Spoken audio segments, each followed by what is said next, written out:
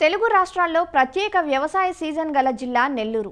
ఈ ప్రాంతానికి ఈశాన్య ఋతుపవనాల ప్రభావం ఉంటుంది. ఇక్కడ రెండో పంటను ఎడగారు అంటారు. ఏప్రిల్ 15 నుంచి ఈ సీజన్ ప్రారంభమవుతుంది. సాధారణంగా ఎడగారులో వరి సాగు చేయడం ఇక్కడి రైతులకు ఆనవాయితీ. కానీ ఈ ఏటి వర్షాభావ పరిస్థితుల వల్ల నీటి లభ్యత సరిగా లేక వరికి ప్రత్యామ్నాయంగా ఆరుతడి పంటలను సాగు చేయడం మేలని శాస్త్రవేత్తలు సూచిస్తున్నారు.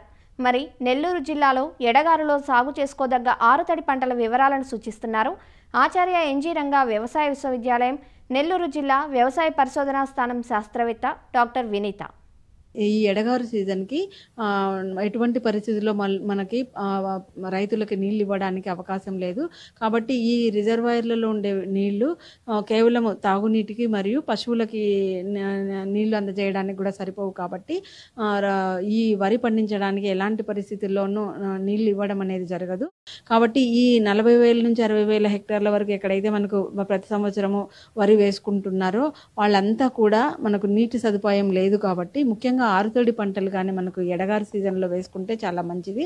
ముఖ్యంగా మనకు మామూలుగా కూడా వరి పండించడానికి అవసరమయ్యే నీటితో మనము 2.5 నుంచి 3 ఎకరాల వరకు ఆరుతడి పంటలు అనేది పండించవచ్చు. వరికి ప్రత్యామ్నాయంగా ఏ పంటలు వేసుకుంటే మనకు దాదాపు వరికి సమానంగా దిగుబడి వస్తుంది అని కానీ గమనించినట్లయితే, ముఖ్యంగా మనకి ఎక్కడైతే రైతులకి బోర్లలో నీళ్లు ఉంటాయో వాళ్ళు అంటే దాదాపు 4 నుంచి 5 తడులు కానీ ఇచ్చే అవకాశం కానీ ఉంటే మొక్కజొన్న వేసుకున్నట్లయితే మనకి అధిక నికర ఆదాయం వచ్చేదానికి అవకాశం ఉంది.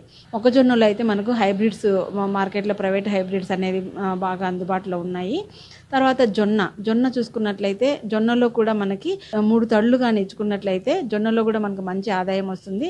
దీంట్లో మనకి నంద్యాల నుంచి విడుదల చేసిన NTJ5 నంద్యాల తెల్లజొన్న 5 అనే రకము అత్యధిక దిగుబడులను ఇస్తూ ఉంది. మనం 2 సంవత్సరాలు కూడా టెస్ట్ చేసాం నెల్లూరు జిల్లాలో.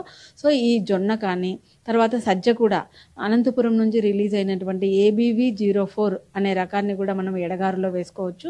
అంతేకాకుండా మనకి దాదాపు 2 నెలల పంట కాలంలో వచ్చే పెసర కానీ మినుము కానీ, పెసర అయితే WGG 42 IPM 2-14, అదే మినుము అయితే TBG 104 అనే రకాన్ని కానీ మనం వేసుకున్నట్లయితే ఈ పల్లాకు తెగులను తట్టుకొని మంచి దిగుబడులు వచ్చే అవకాశం ఉంటుంది. పెసరలో అయితే దాదాపు మనకి 3 నుంచి 4 క్వింటాలు చాలా వరకు మనకు మంచిగా నీటి పారుదల ఉండి 2-3 తడులు కానీ ఇచ్చుకున్నట్లయితే 4 నుంచి 6 క్వింటాలు కూడా ఒక ఎకరాకు వస్తుంది. అదేవిధంగా మినుము కూడా. తర్వాత నువ్వులు ముఖ్యంగా మే మొదటి వారంలోనే మనం కానీ నువ్వులు కానీ వేసుకున్నట్లయితే మనకు దాదాపు 7 నుంచి 8 క్వింటాలు కూడా ఎకరాకి వచ్చే అవకాశం ఉంది.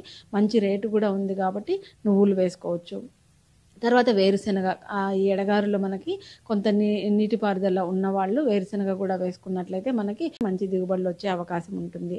ఈ పంటలు కానీ వేసుకున్నట్లయితే మనకి ఒకవేళ నీటి లభ్యత ఉన్నా కూడా మనకు వరి కంటే కూడా ఈ ప్రత్యామ్నాయ పంటల వల్లనే మనకు అధిక దిగుబడి వస్తుంది. కాబట్టి రైతులందరూ కూడా ముఖ్యంగా ఈ నెల్లూరు జిల్లాలో ఎడగారు సీజన్లో వరిని మానేసి వరికి బదులుగా మనం ఇప్పుడు చెప్పుకున్నటువంటి మొక్కజొన్న, జొన్న, సజ్జ, పెసర, మినుము, నువ్వులు, వేరుశెనగ ఈ పంటలు కానీ వేసుకున్నట్లయితే తక్కువ ఖర్చుతో అధిక నికర ఆదాయం వచ్చేదానికి అవకాశం ఉంది.